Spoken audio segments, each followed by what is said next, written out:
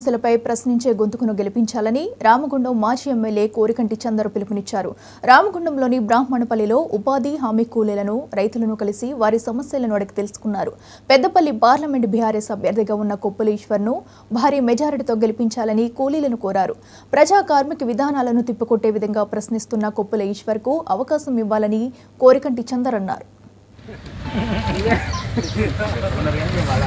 అబ్బాయి మొన్న వెనక సీరు దాంట్లో వస్తుందని ఒక ఆశపడ్డాం పోయినాం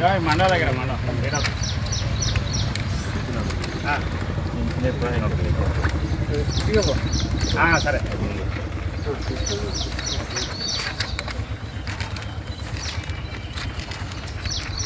ఓకే శంకర్ 77 ఏళ్ళైంది స్వాతంత్రం వచ్చి ఎన్నికలు జరుగుతూనే ఉన్నాయి.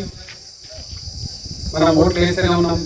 కానీ కేంద్ర ప్రభుత్వం మన ప్రజల కోసం 77 ఏళ్ల కాలంలో ఇల్లు లేనటువంటి వాళ్ళు, ఉద్యోగాలు లేనటువంటి వాళ్ళు, చదువు లేక, ఆరోగ్యం కోసం మంచి దవాఖానాలు లేక వాటిని కూడా ఇప్పటి వరకు పూర్తిగా సహకారం అందించలేకపోయింది. అయినా కూడా మనమంతా కూడా కష్టపడి కుటుంబాలను దాచుకొని పిల్లల్ని పెంచి పెద్ద చేసి ప్రయోజనం చేయాలని తాపత్రయపడేటువంటి మీకందరికీ కూడా ఇలా సరైనటువంటి విధంగా సహకారం అందిస్తలేదు. 100 రోజుల పనికి వచ్చేటువంటి వాళ్ళ కోసం ప్రత్యేకంగా ఈరోజు విప్లవ సంఘాలన్నీ కూడా ఇలా ప్రతి ఒక్కరు కూడా ప్రశ్నిస్తూ ఉన్నారు. మేము కూడా బీఆర్ఎస్ పార్టీ పక్షాన మన కొప్పులీశ్వర గారు కూడా ప్రశ్నించారు. మీరు ఈ యొక్క పనికిహార పథకంలో పనిచేసేటువంటి వాళ్ళ కోసము వాళ్ళకు కనీసమైనటువంటి జీతం వచ్చేటువంటి ఒక కాడికి ఒకరు పనికి పోతే నెలకు సుమారు 10-15 వేలు 20 వేలు జీతం వచ్చేటువంటి విధానం చేస్తారు. ఒక్కొక్క రోజు 70,000 80,000 70 రూపాయలు 80 రూపాయలు 100 150 200 300 ఇట్లా పడుతూ ఉన్నాయి. ఇది కాకుండా వాళ్ళు రిటైర్డ్ అయిన తర్వాత కూడా అంటే వాళ్ళు కాలు లెక్కలు సరిగ్గా పనిచేయకుండా పనికి పోలేనటువంటి పరిస్థితిలో ఉన్న వాళ్ళకు కూడా పెన్షన్ విధానాన్ని అమలు చేయాలి. వాళ్ళకు ఒక భద్రతను కల్పించాలి.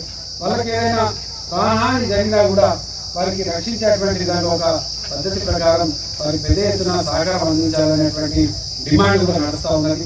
దీనికోసం ఆనాడు కాంగ్రెస్ పార్టీ కానీ ఈరోజు ఉన్నటువంటి బీజేపీ పార్టీ కానీ ఇవి కూడా అధ్యయనం లేదు కానీ కాబట్టి ఇలా బీఆర్ఎస్ పార్టీ ఆనాడు తెలంగాణ కోసం 14 ఏళ్ళు పోరాటం చేసి ఈరోజు ప్రజల కోసం ప్రజా సమస్యల కోసం పోరాటాన్ని ఎత్తి గల విప్పి కేసీఆర్ గారు బస్సు యాత్ర కూడా మొదలుపెట్టారు.